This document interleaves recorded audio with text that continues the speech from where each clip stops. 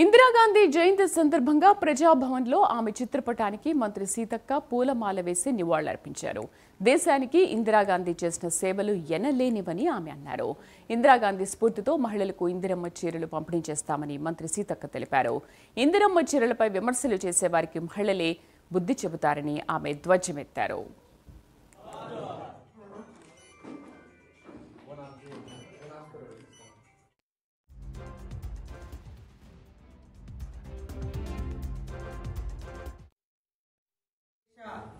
మొదటి మహిళా ప్రధాని ఉక్కు మహిళ మరి వారి యొక్క జీవితాన్ని వారి యొక్క త్యాగాన్ని దేశ ప్రజల కోసం పేదల అభివృద్ధి కోసం పేదలకు భూములు పంపకం చేపట్టడం కోసం పక్కా ఇల్లు నిర్మించడం కోసం అనేక సంక్షేమ కార్యక్రమాలను తీసుకొచ్చి పేదల జీవితాల్లో వెలుగు నింపినటువంటి మహానాయకురాలు ఇందిరమ్మ గారి జయంతి సందర్భంగా మహిళలందరికీ కూడా శుభాకాంక్షలను తెలియజేస్తా ఉన్నాం.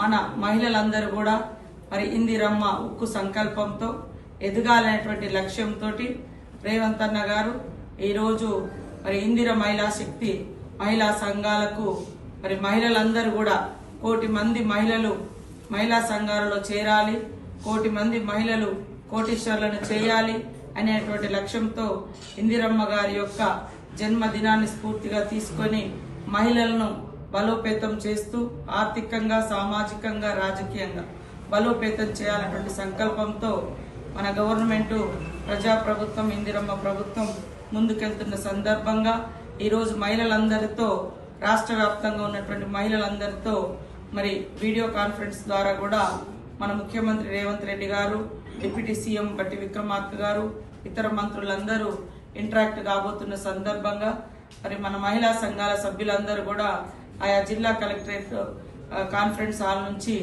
ఈ యొక్క వీడియో కాన్ఫరెన్స్ లో పాల్గొనాలని కోరుతా ఉన్నాం. ఈ దేశ మొదటి మహిళా ప్రధాని ఉక్కు మహిళ మరి